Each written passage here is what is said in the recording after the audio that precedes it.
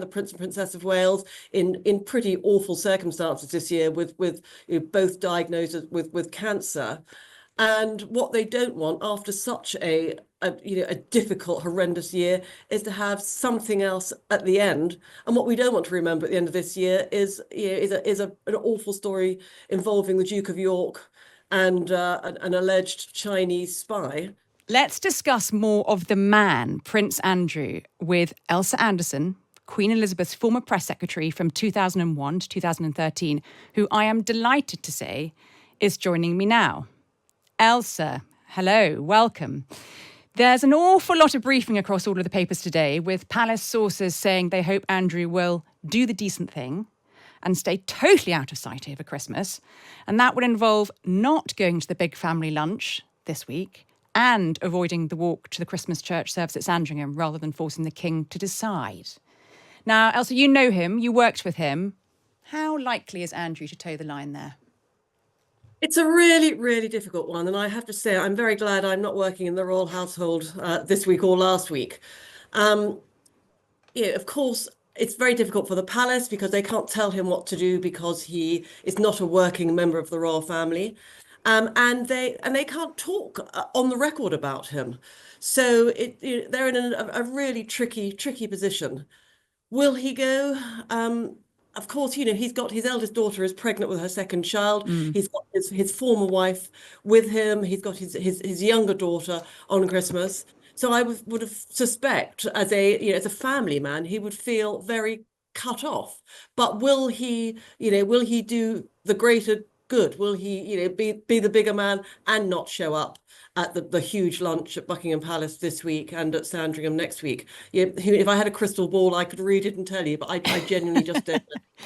Now, you and I, over the years, have had a lot of conversations, most of them off the record, Ailsa, about Prince Andrew. But for our listeners, as someone who worked alongside him for a long time when you were at the palace, can you talk a little bit about what kind of character he is and whether he's someone who ever listened to useful advice? That's a really good question. And I've been to events at the palace when he has been hosting something, either pitch at the palace or one of his business events.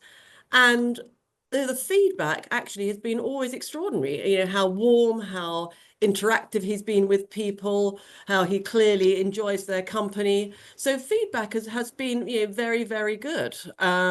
You saw walkabout last year outside Sandringham Church, and again, people were quite happy to engage with him and talk to him. You did a brilliant interview this weekend with the Duchess of York. So loyal to him still. Absolutely. I wish I could be the same about my ex-husband. Ailsa, can I ask, whenever I speak to courtiers, there is this sort of faint hope that they keep pressing, that they emphasise they've put a huge ocean between Andrew from 2019 no longer being a working member of the royal family and the rest of the royal family. And there's this sort of constant narrative that this kind of extraordinary coverage, the palace hopes, only harms him and not the rest of the royal family. Do you think that's realistic? I think any scandal or perceived scandal involving a member of the royal family clearly has a knock-on effect for the rest of the family and for the institution as a whole. And we've seen that with Prince Harry and the Duchess of Sussex. Yeah.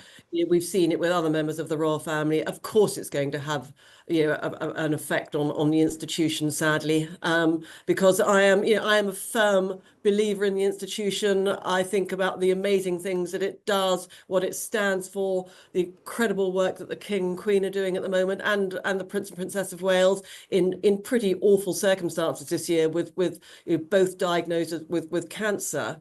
And what they don't want after such a difficult, horrendous year is to have something else at the end. And what we don't want to remember at the end of this year is an awful story involving the Duke of York and an alleged Chinese spy. What we want to think about is the remarkable work that other members of the royal family have done. So it is always a bit of a distraction, isn't it? That there were some interesting reports in the Sunday Times from my colleague Tim Shipman that Andrew might be considering a move to the Gulf because he's still held in quite high regard in the Emirates. There's a potential royal lifestyle out there for him. Yeah. I mean, how likely is that, do you think? And how would that go down with the king and the royal family if he started sort of manoeuvring in a royal way, wafting over to the Emirates? I did see that story. I think it was all linked to the fact that Princess Beatrice was in Abu Dhabi earlier this year. Hmm. Um, Personally, I can't see that happening. I really can't. I can't see him moving outside the UK. He's got family commitments here. He's very close to his ex-wife, as we've already talked about. So if I was a gambling person, I would put my money on him remaining in the UK.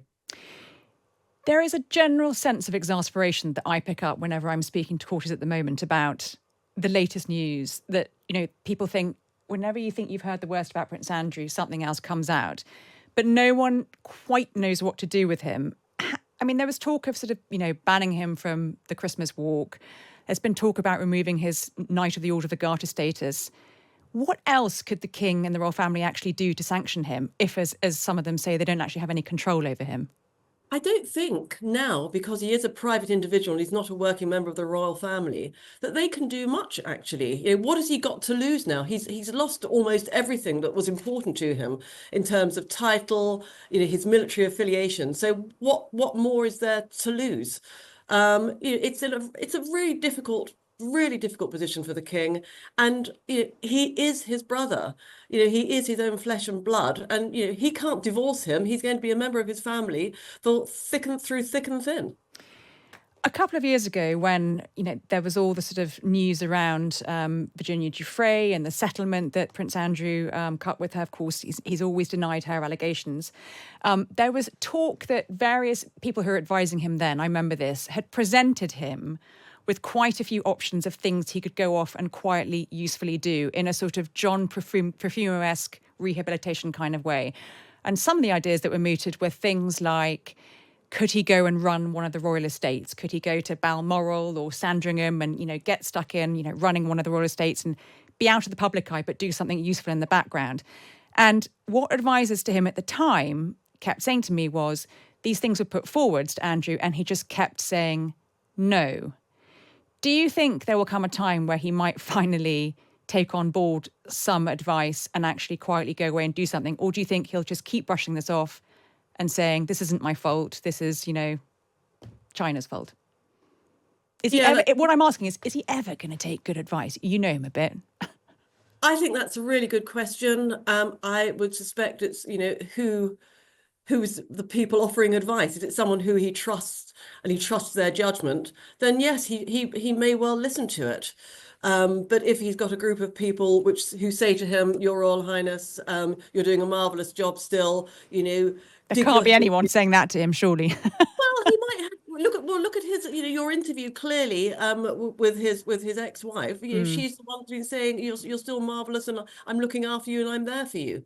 So I suppose it depends on the advisors, and certainly in my experience with working with principals, you can lead a horse to water. They don't necessarily drink from it. So you can offer all the best advice in the world, but it's up to the individual to actually take it. There was this extraordinary letter found from one of Andrew's aides, Dominic Hampshire, that was found on H6's device when he was stopped at a port a couple of years ago.